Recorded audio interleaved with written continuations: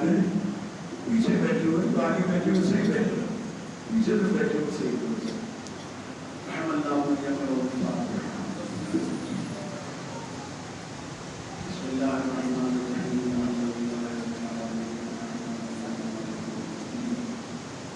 إياك نعبد وإياك نستعين اهدنا الصراط المستقيم صراط الذين أنعمت عليهم غير المغضوب عليهم ولا الضالين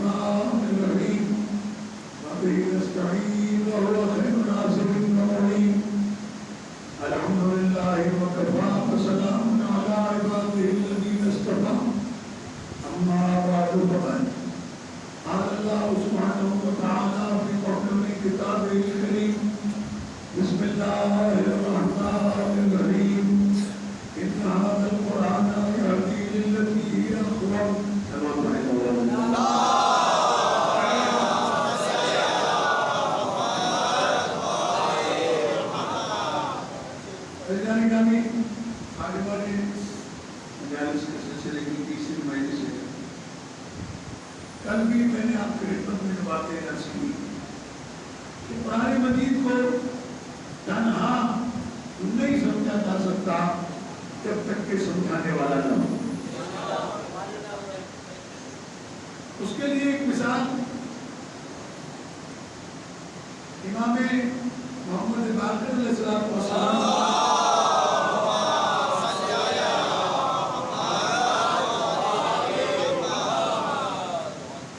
کسی مسلمان نے پوچھ لیا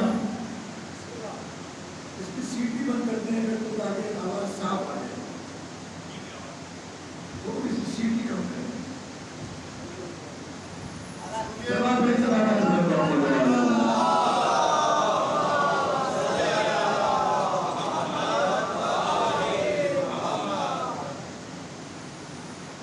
مولا سے پوچھا، کہا کہ مولا جب قرآن ہماری ہدایت کے لیے نازل ہوا ہے، آج میں امام سے پوچھا جب قرآن ہماری ہدایت کے لیے آیا ہے تو یہ ہماری سمجھ میں کیوں نہیں آتا؟ دیکھو بیٹے اس سیٹی مار رہے ہیں، سیٹی نہیں مارنی چاہیے۔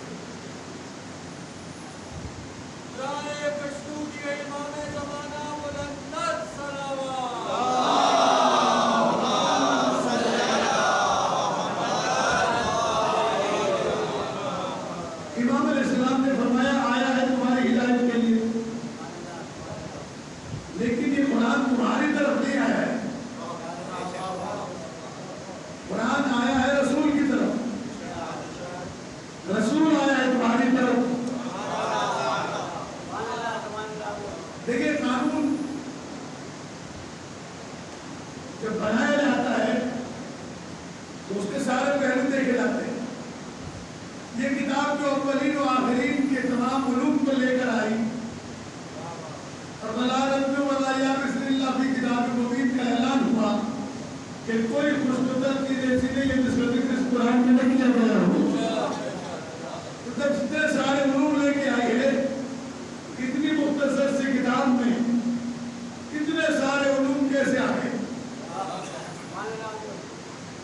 تو میں نے عرض کیا تھا اس کے لیے دوسری مجلس میں قرآن مجید جو ہے وہ ایک ظاہر ہے، اس کا ایک باطن ہے، اور ہر باطن کے 70 باطن ہیں۔ تو میرے پاس میں امام سے جب اس نے پوچھا کہ قرآن ہماری سمجھ میں کیوں نہیں آتا، تو امام نے اس کے سامنے بڑ کے درخت کا بیج رکھا، بڑ کا درخت جس کے نیچے 100 آدمی 100 चारपाइयां बिछा के बैठ सकते हैं।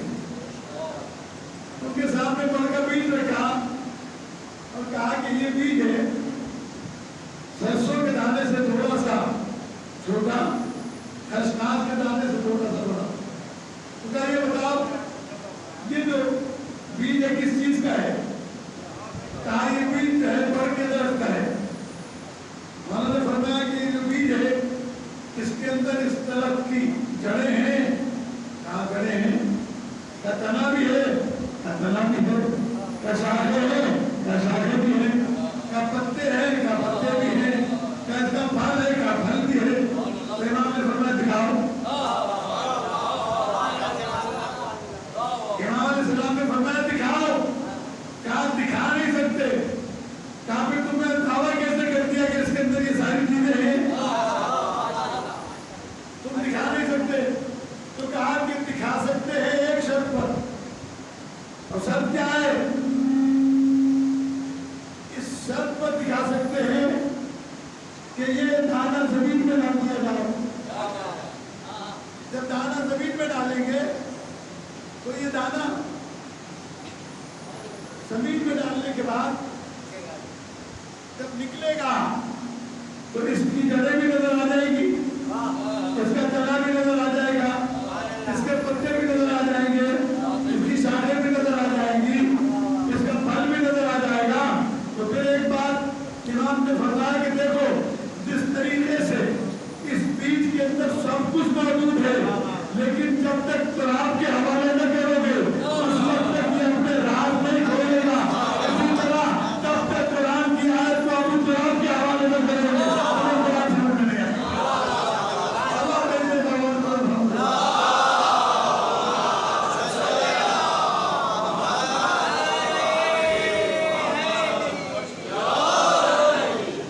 अजीज़ाए गिरामी, हर एक को कुरान मजीद समझ में नहीं आ सकता, इसलिए कि कुरान मजीद के कुछ कवानीन हैं। अब वो मैं आपके सामने मुसलसल अर्ज कर रहा हूँ। एक कानून तो कुरान का ये है कि कुरान मजीद नाजिल किया गया पैगंबर की तरफ और पैगंबर को भेजा गया हमारी तरफ। हमारी जिम्मेदारी है कि पैगंबर से पूछें। मैंने कल भी अर्ज किया था, नमाज पढ़ने का हुक्म आया, याद है ना कल की मजलिस? नमाज का हुक्म आया, मुसलमान रसूल इस्लाम के पास आ गए। तो किताब तो अरबी में थी, पढ़ लेते। कहने लगे हम खुद नहीं पढ़ सकते, तो न रकात नमाज की कुरान में मिलती है, न कुरान मजीद की अंदर नमाज की तरतीब मिलती है। तरतीब मिलती है रसूल को देखकर, रकातें मिलती है रसूल को देखकर। तो जब इस्लाम की अफजल तरीन इबादत है नमाज, अफजल तरीन इबादत है नमाज। रसूल इस्लाम ने फरमाया अस्सलातु उमूदुद्दीन मन तरक अस्सलात फक़द हकमद्दीन। नमाज दीन का पिलर है, अगर ये गिर गया तो पूरा दीन की इबादत गिर जाएगी। इन क़ुबिलत क़ुबिला मा सिवाहा व इन रुद्दत रुद्द मा सिवाहा। अगर ये कबूल हो गई तो फिर सारी नमाजें सारी इबादतें कबूल होगी, और अगर ये कबूल नहीं तो फिर जितनी भी ये सब रद्द हो जाएंगी। तो अब आप आगे खड़ा करें नमाज को, उसके पीछे रखें रोजा, हज, ज़कात, जिहाद, खुम्स, हर अमल नमाज के पीछे। अगर ये कबूल तो ये सब कबूल, और ये कबूल नहीं तो कुछ भी कबूल नहीं। तवज्जो रखेंगे तुम्हें। आपके सामने को नतीजा पेश करना चाहता हूँ कि ये जो आपने नमाज है आगे, बाकी इसके पीछे, अगर ये रद्द हो जाए तो ये सारी रद्द हो जाएंगी, ये सारी रद्द हो जाएंगी। मालूम हुआ पूरे दिन की इबादतें उस वक्त कबूल होगी जब नमाज कबूल होगी। हम नमाज से पूछते तो नमाज तू कैसे कबूल होगी?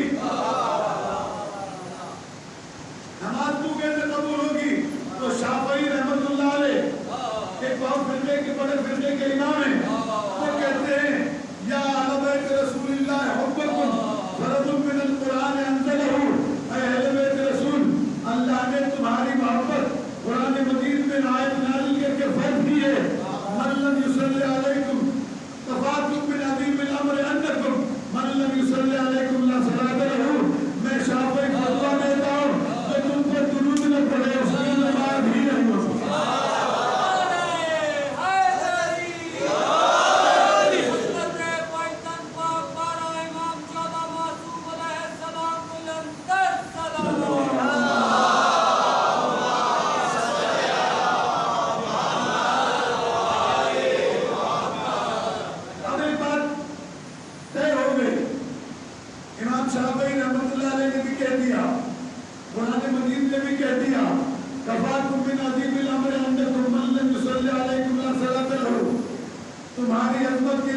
کیا کی ہے کہ جو تم پر درود نہ پڑھے اس کی نماز نہیں ہوتی، جو تم پر درود نہ پڑھے اس کی نماز نہیں ہوتی.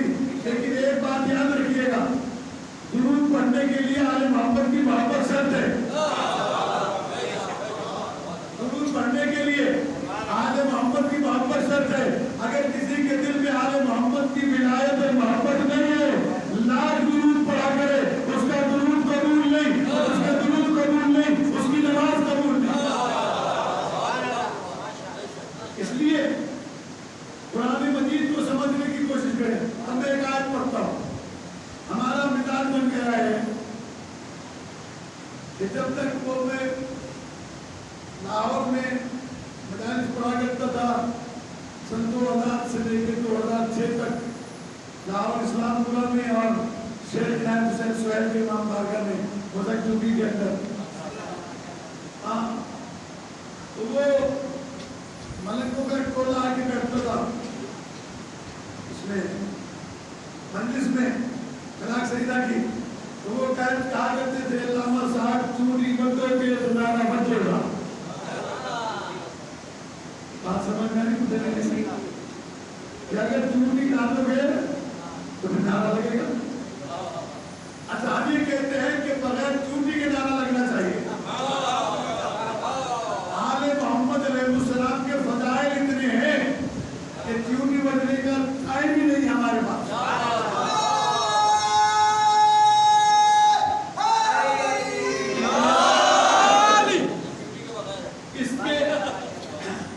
اس سے فرصت ملے گی تو ہم کچھ اور کریں گے.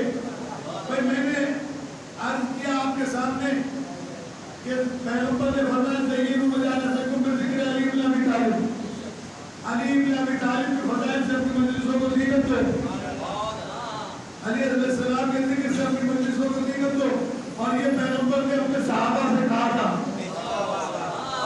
اور جتنے صحابہ کے نوکر ہیں ان کو صحابہ سے پوچھنا چاہیے کہ کسی صحابی نے تو پیغمبر سے کہا ہوتا کہ آپ فرما رہے ہیں کہ زیینوا مجالسکم بذکر علی بن ابی طالب، اپنی مجلسوں کو زینت دو علی کے ذکر سے. تو یا رسول اللہ یہ کیوں نہیں کہتے کہ اپنی مجلسوں کو زینت دو اللہ کے ذکر سے، اپنی مجلسوں کو زینت دو میرے محمد کے ذکر سے؟ یہ کیوں کہہ رہے ہیں کہ علی کے ذکر سے؟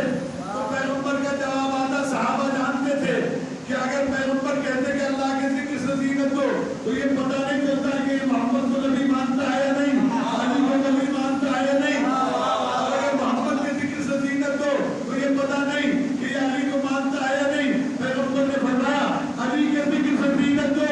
جب تم علی کا ذکر کرو گے تو یہ بات سمجھ میں آ جائے گی تم اللہ کو بھی مانتے ہو اور محمد کو بھی مانتے ہو.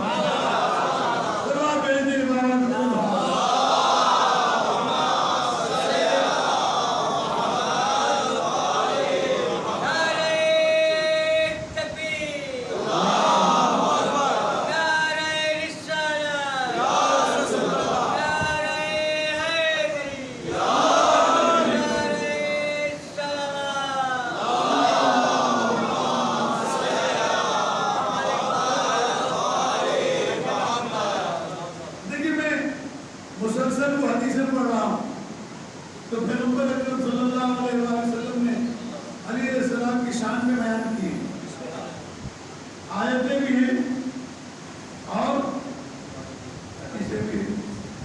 تو پیغمبر کی ایک حدیث، کتاب کا نام ہے کوکب الدری، لکھنے والے مصنف کا نام اہل سنت کے مصنف، وہ لکھتے ہیں کہ پیغمبر نے فرمایا سیکون من بعدی فتنہ، میرے بعد ایک زمانہ آئے گا آزمائش کا، ہر طرف سے فتنہ اٹھے گا. وہ کہے گا یہ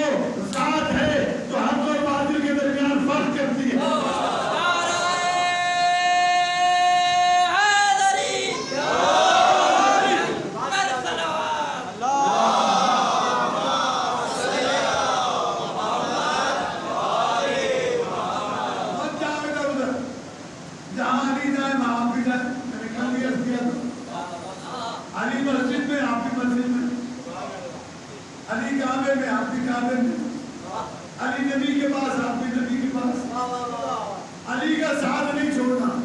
اور دیکھیں محبت کا تقاضا یہ ہے کہ محبوب اور حبیب کا رخ ایک طرف ہونا چاہیے۔ آپ میری مجلس سن رہے ہیں نا، آپ کا رخ کدھر ہے؟ میری طرف۔ میں پڑھ رہا ہوں کہ میرا رخ کدھر ہے؟ آپ کی طرف۔ اگر میرا رخ ادھر ہو اور آپ کا ادھر ہو، ہوگی مجلس؟ مجلس نہیں ہوگی نا۔ بھائی یہ بات یاد رکھیے، جدھر رخ ہو امام کا ادھر ہی رخ ہو غلام کا، جدھر رخ ہو امام کا ادھر رخ ہو غلام کا۔ علی کے پیچھے پیچھے چلو گے۔ ہمارے بہت بڑے عالم گزرے ہیں، مولانا مرزا محمد اظہر حبیب اکبر اللہ عنہ، بہت ساری ان کی مجلسیں نیٹ پر پڑھی ہیں، آپ دیکھ سکتے ہیں۔ ان سے کسی نے کہا مولانا سارے شیعہ جنت میں جائیں گے؟ آج کل تو ایسے بھی مولوی پیدا ہو گئے، تو انہوں نے کہا کہ نہیں شیعہ جنت میں نہیں جائیں گے، جیسے ان کے ابا نے ٹھیکیداری لے لی ہے وہاں کی۔ جنت تو اللہ نے بنائی ہی محبان علی کے لیے۔ حدیث ہے پیغمبر کی، پیغمبر فرماتے ہیں لَوِ اجْتَمَعَ النَّاسُ عَلَىٰ حُبِّ عَلِيِّ بْنِ أَبِي طَالِبٍ لَمَا خَلَقَ اللَّهُ النَّارَ۔ اگر ساری دنیا کے لوگ علی کی محبت پہ جمع ہو جاتے تو اللہ جہنم خلق نہیں کرتا۔ میں نے کہا تھا میری مجلس میں گردن ہلانا منع ہے، زبان چلا۔ علامہ حضرت زیدی اللہ مقاموں کو آپ نے سنا ہوگا، جو بزرگوں نے سنا ہوگا، وہ کہتے تھے 2.5 سیر کا سر نہ ہلاؤ، شیطان پر کی زبان چلاؤ۔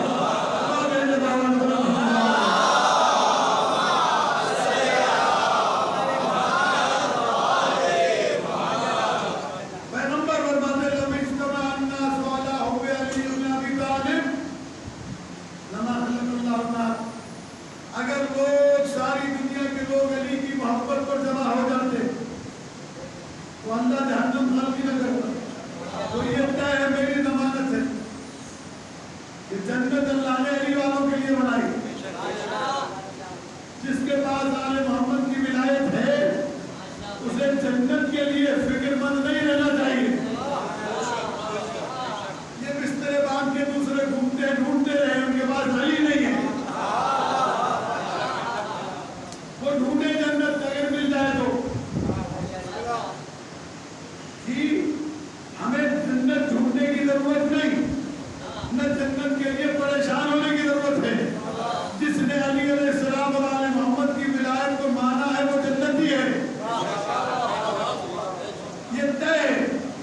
اگر آل محمد کی ولایت سے وابستہ ہے تو جنتی ہے۔ ایک شرط ہے کہ علی کے ساتھ چلو۔ مولانا مرزا محمد اظہر صاحب سے کسی نے پوچھا کہ مولانا سارے شیعہ جنت میں جائیں گے؟ کہا سارے شیعہ جنت میں جائیں گے۔ کہا دنیا میں کچھ لوگ ادھر ادھر گھومتے ہیں، کبھی ستا لگایا،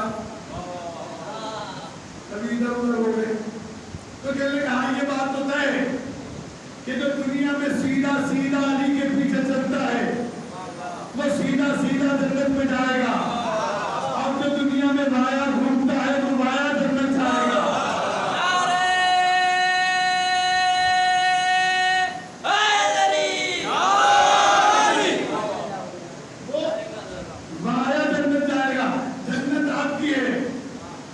دیکھیے کہاں یہ جا رہا ہے، اللہ کو راضی کرو، اللہ کو راضی کرو۔ ان اللہ ورسولہ احق ان یرضوہ ان کانوا مؤمنین، قرآن کی آیت ہے۔ اللہ اور اس کے رسول اس بات کے سب سے زیادہ حقدار ہیں کہ انہیں راضی کیا جائے۔ سمجھتے ہیں؟ ان اللہ ورسولہ احق ان یرضوہ ان کانوا مؤمنین، اللہ اور اس کے رسول اس بات کے سب سے زیادہ حقدار ہیں کہ انہیں راضی رکھو۔ ان کانوا مؤمنین، اگر وہ مومن ہے اللہ رسول کو راضی رکھے تو اللہ کو کیسے راضی رکھے, رسول کو کیسے راضی رکھے. دیکھیے یہ بات سمجھنے میں تعلق رکھتی ہے. اب اللہ تو نظر آتا نہیں, تو نظر آتا نہیں کیسے دیکھیں گے راضی ہے کہ نہیں. اللہ نے اپنے رسول کے بستر پر ایک رات علی کو سلا کر اپنی مرضی علی کے حوالے کر کے دنیا والوں کو یہ سنا دیا کہ جس سے علی راضی ہے اس سے میں راضی ہوں.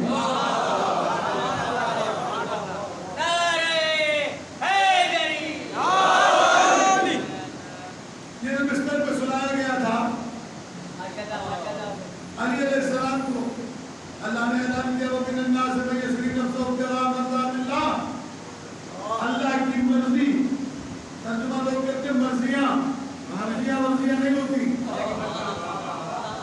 اس کے یہاں ایک ہی مرضی ہے, اس کی رضا ہے, اور رضا ہے علی کے پاس. اور جسے اللہ کی رضا مل جائے وہ ہوتا ہے رضی اللہ.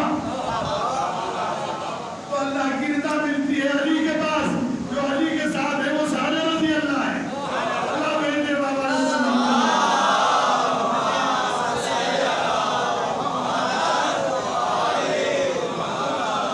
یہ طے. لہذا یہ ہماری اور آپ کی مشترکہ ذمہ داری ہے کہ جو نعمت ملی ہے کبھی کبھی یہ خطرہ ہوتا ہے کہ وہ چھن نہ جائے. نعمت تو ملی ہے, خطرہ یہ ہوتا ہے کہ چھن نہ جائے.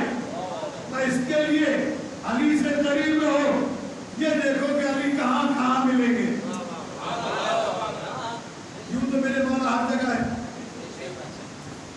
علی علیہ السلام اللہ کے ولی, اللہ نے انہیں نازل میں پورے کائنات بنایا ہے. خود مولا کائنات فرماتے ہیں کہ من یا ہر حمدان من یمتیرنی, اے حارث حمدانی جو بھی مرتا ہے مجھے دیکھ کے بغیر نہیں مر سکتا. دنیا میں جہاں چاہے مرے, مجھے دیکھے بغیر نہیں مر سکتا. اور فرق اتنا ہے, مومن دیکھتا ہے تو خوش ہوتا ہے کہ لاوارث نہیں جا رہا. کافر مرتا ہے تو یہ سوچ کے گھبراتا ہے جس سے ساری زندگی ٹکراتا رہا مجھ سے راستہ نہیں.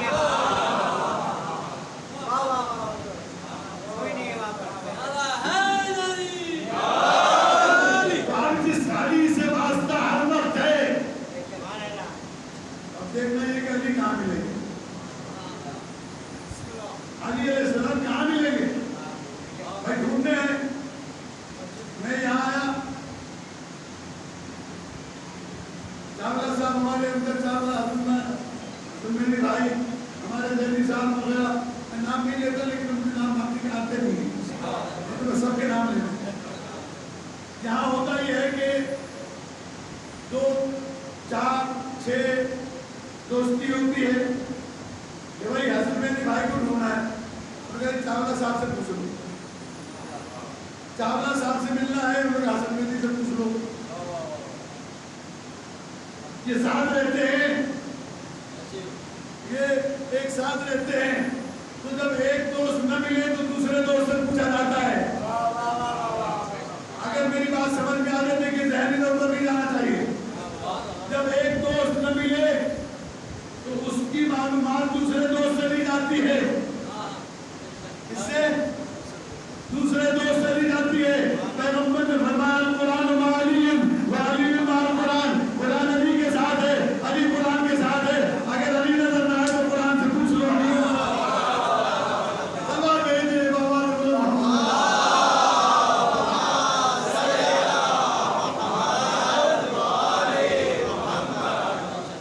قرآن پڑھو گے تو علی مل جائیں گے. اور یہی نسخہ امام زمانہ کے لیے.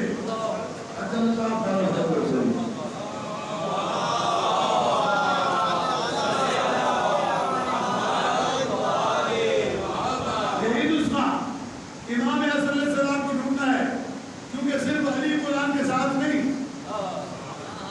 پیغمبر نے فرمایا انی تارک الفکر مستقل کتاب اللہ و حضرت من اللہ حدیث.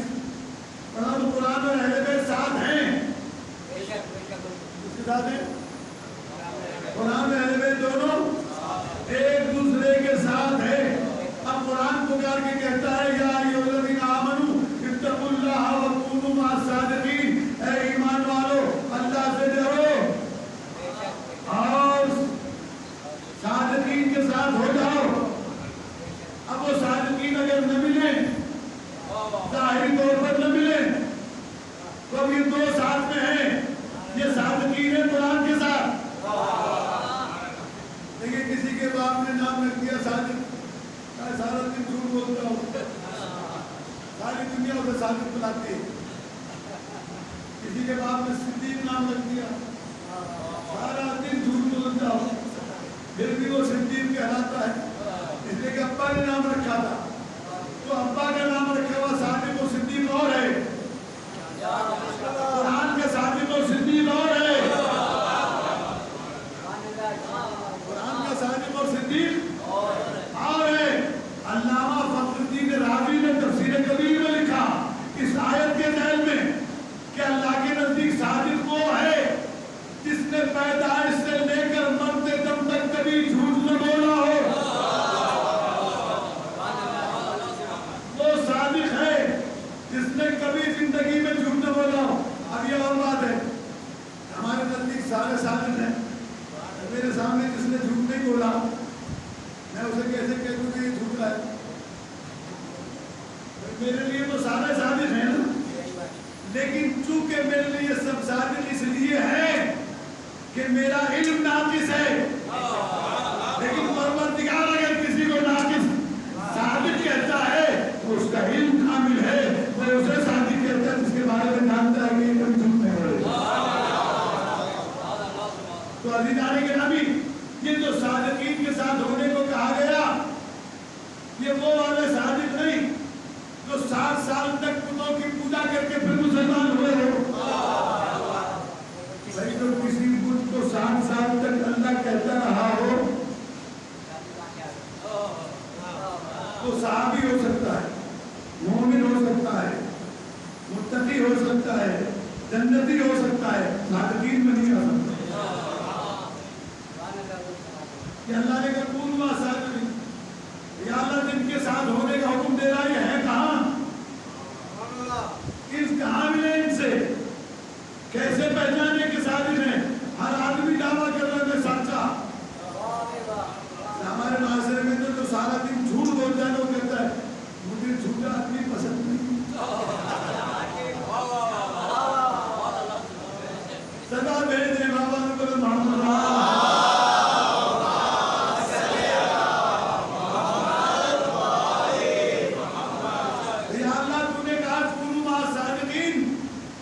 سچوں کے ساتھ ہو جاؤ.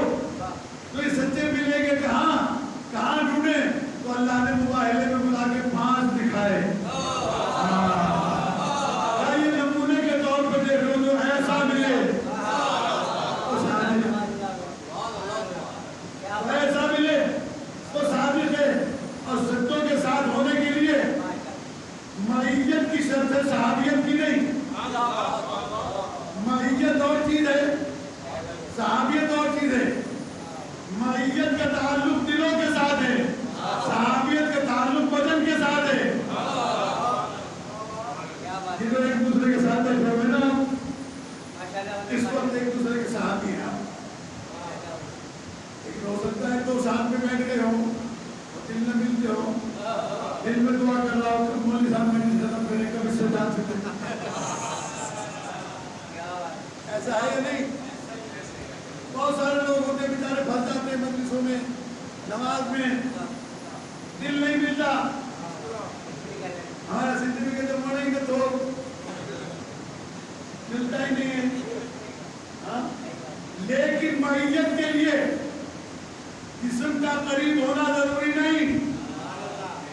آپ کا بیٹا دبئی میں, آپ کا بیٹا لندن میں, آپ کا بھائی یورپ میں, وہ اتنے دور 7 سمندر پار ہے, لیکن چونکہ آپ اور اس کا دل ایک ہے لہذا معیت میں ہے.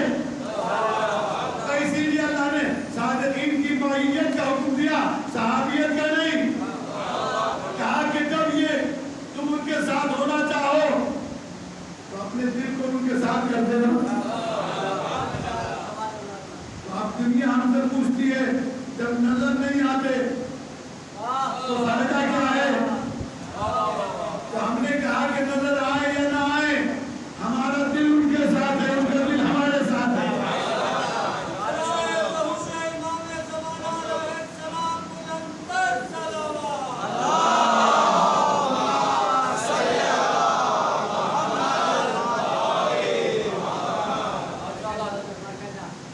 ان کا دل ہمارے ساتھ، ہمارا دل ان کے ساتھ. کہنے لگے کیسے؟ میں نے کہا یہ بادل ہو گئے، برسات برس رہی ہے. جب دن میں برسات برستی ہے روشنی چھن کے آتی ہے، سورج نظر نہیں آتا لیکن یہ پتہ ہے کہ ہے. سورج کو دیکھتے نہیں ہیں مگر سمجھتے ہیں کہ ہے، اس لیے کہ بینا اگر اندھا ہے تو اس سے کوئی شکایت نہیں. جس کے آنکھیں ہیں وہ یہ بتا دے گا کہ دن ہے، ابھی رات نہیں ہوئی ہے. کیوں؟ اس لیے کہ سورج سے روشنی چھن کر آ رہی ہے.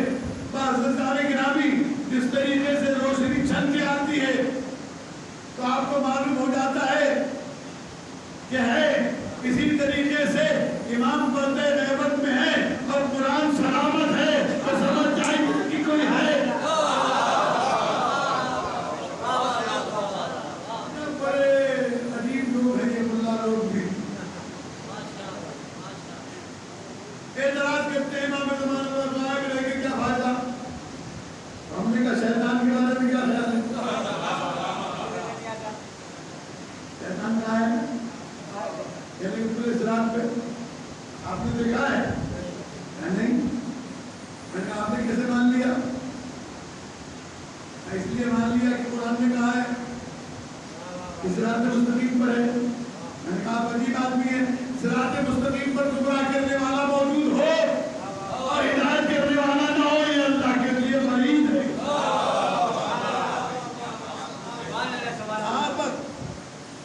جہاں پر گمراہ کرنے والی طاقت موجود ہے وہیں پر ہدایت کرنے والی طاقت بھی موجود ہے، تاکہ قیامت کے دن کوئی انسان شکایت نہ کر سکے کہ یا اللہ شیطان تو تھا، بچانے والا کوئی نہیں تھا. بچانے والا کوئی نہیں تھا. یہ اپنی اپنی قسمت ہے، کسی کا شیطان پہ ایمان، کسی کا امام پہ ایمان. اللہ بیٹے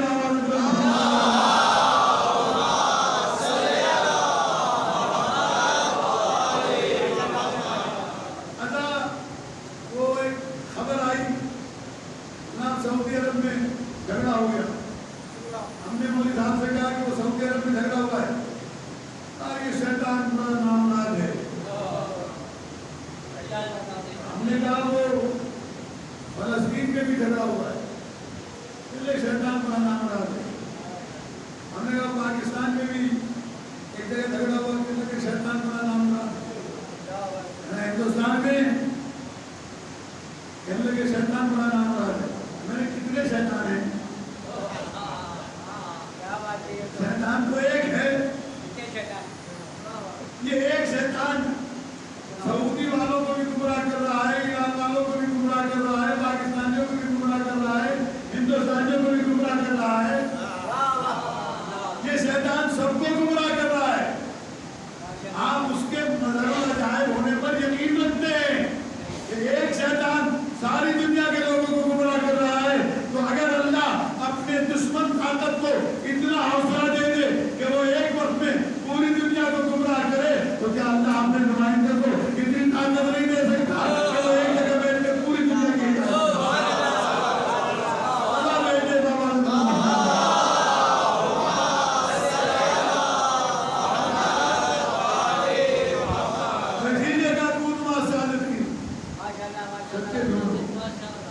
انشاءاللہ زندگی رہی تو کل آپ کی خدمت میں عرض کروں گا. یہ مسئلہ یہ ہے کہ جب انسان نہ ماننے پر آئے، مولانا محمد اسماعیل دیوبندی اللہ مقام کو فرمایا کرتے تھے کہ اگر نہ ماننے پہ آئے تو علی کو ولی نہیں مانتا اور ماننے جائے تو جس کی رات بہ رہی اور ننگا گھوم رہا اس کو ولی مان لیتا ہے.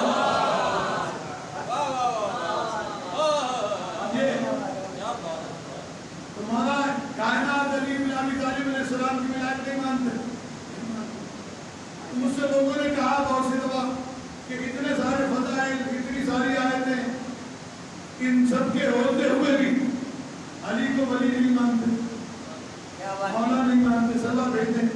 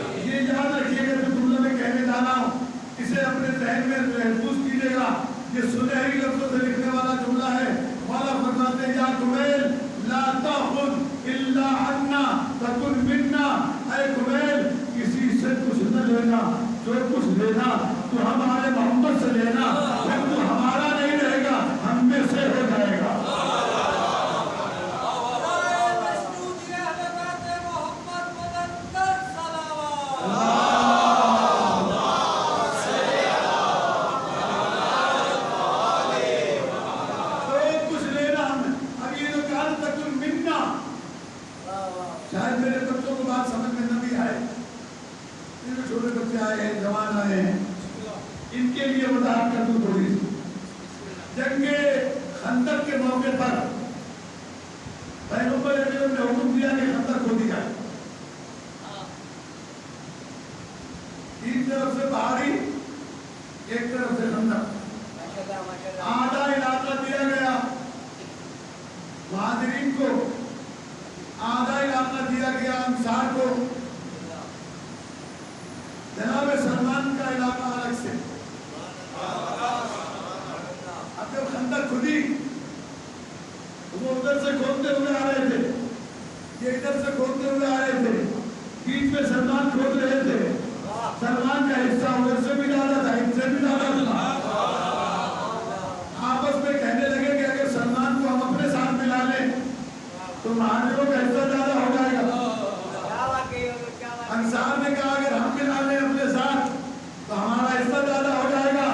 بس عزیزان گرامی، جب پیغمبر نے محسوس کیا کہ سلمان کو وہ اپنی طرف کھینچ رہے ہیں، یہ اپنی طرف کھینچ رہے ہیں، ان کا آپس میں اختلاف نہ ہو جائے، پیغمبر نے سینے سے لگا کے کہا نہ یہ مہاجر ہے نہ یہ انصار، اور سلمان منا حضرت ہے، سلمان ہمیں حضرت میں سے۔ بات سمجھ میں آ گئی؟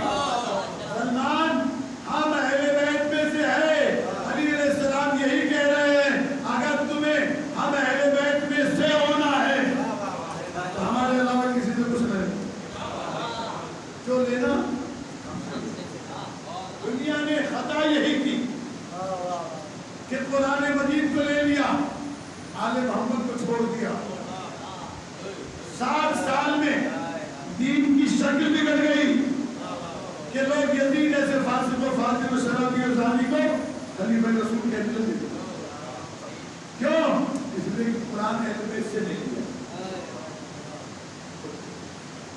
عزیزان گرامی، آج شب شہادت پہ اس مظلوم کی جس نے ساری زندگی انشاءاللہ کل پڑھوں گا تفصیل کے ساتھ، آج کو یہ وہ مظلوم امام کے شہادت امام کے وقت بیمار جناب زینب کبریٰ جلتے ہوئے خیموں سے بھگنے کو بتا کے امام سجاد علیہ السلام نے کربلا سے مدینے شام جا رہے تھے، بابا کی لاش پر آئے، لوگ کہتے ہیں بابا کاش میری ماں نے مجھے جنا نہ ہوتا، میرے ہاتھوں میں کرنا ہے آپ کا لاشا پہ دور کرنا پڑا۔ اور کیا کرو، خدا نہ کرے کہ کسی بیٹے پر ایسا موقع آئے کہ وہ آپ کا لاشا نہ دفنا سکے۔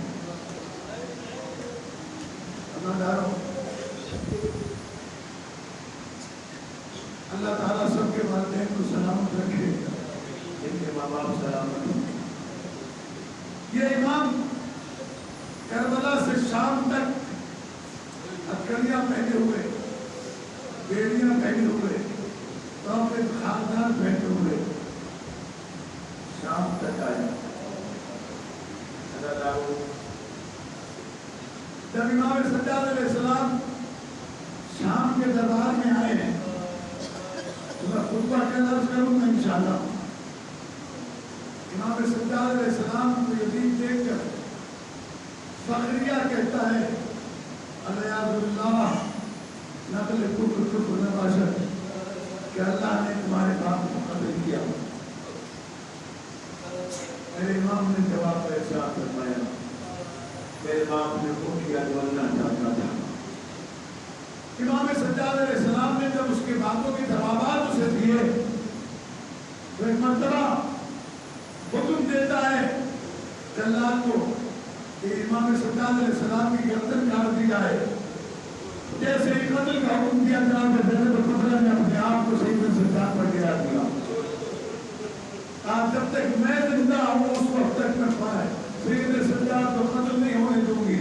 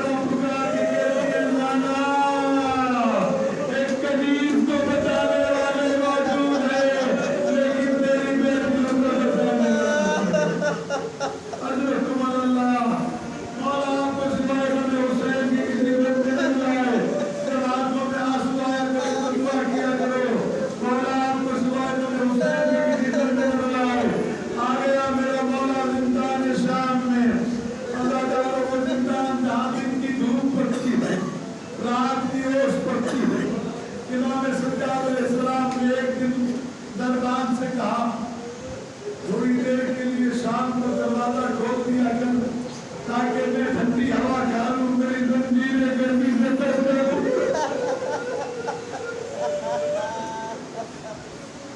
اللہ تعالیٰ آپ کی آوازوں کو کبیروں میں منظرہ لے کے جوانوں کو جوانی والدین کا کلیجہ ٹھنڈا رہے۔ ایک دن میرے مولا باہر بیٹھے ہوئے تھے، ایک مرتبہ ایک شکاری ہرن شکار کر کے لے جا رہا تھا۔ اداداروں، جیسے ہی ہرن زندان کے سامنے آیا، اپنی رسی کو امام کی طرف بھیجنا شروع کیا۔ امام علیہ السلام کی طرف جیسے ہی قریب آیا، ہرن نے اپنا سر امام کے تنوں پہ رکھ دیا، اپنی زبان میں کچھ کہا، میرے امام کی آنکھوں سے خون جاری ہوا، آواز آ رہی ہے شکاری، یہ ہرن شکایت کر رہی ہے صبح سے اس کے بچے پیاسے ہیں، صبح سے اس کے بچے بھوکے ہیں، مجھ سے کہہ رہی ہے کہ آپ ضمانت لینے میں بچوں کو دودھ پلا کر واپس کریں۔ اللہ تعالیٰ امام نے کہا کہ میں ضمانت لیتا ہوں کہ یہ واپس آ جائیں گی۔ ایک مرتبہ اس نے امام کے گلے ہوئے امامے کو دیکھا، گلے کے طور کو دیکھا، ہاتھوں کی ہتھکڑیوں کو دیکھا، کہنے لگا قیدی میں تیری بات پر کیسے بھروسہ کروں؟ میں تو بادشاہ کے سامنے پیش کر کے انعام و اکرام حاصل کروں گا۔ انعام و اکرام کی بات آئی، یا ایک مرتبہ امام نے فرمایا کتنا انعام چاہیے تجھے؟ اس نے اپنا دامن پھیلایا، امام نے سنگریزے جمع کر کے اس کی جھولی میں ڈال دیے۔ اب تو اس نے دیکھا کہ وہ سنگریزے ہیرے اور جواہرات میں بدل چکے تھے، حیران ہوا۔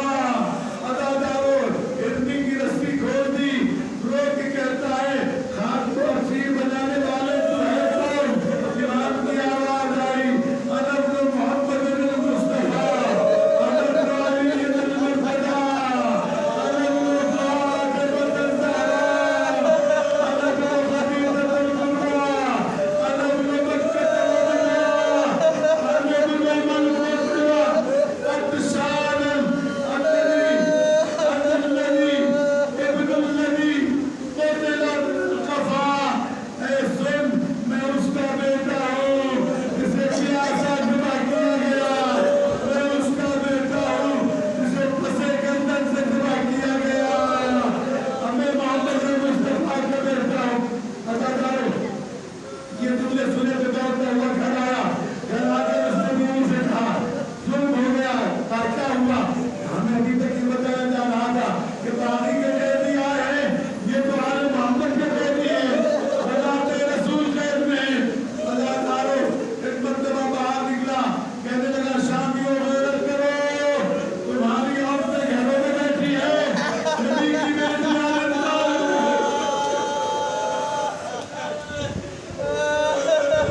نبی کی بیٹیاں زندان میں ہیں۔ اداداروں، شام کے لوگ گھروں سے نکلنے لگے، سپاہیوں نے یزید سے کہا، یزید ایک شامی تیرے خلاف انقلاب برپا کر رہا ہے۔ یزید نے حکم دیا کہ اسے قتل کر دیا جائے۔ جیسے ہی اس کے قتل کی اطلاع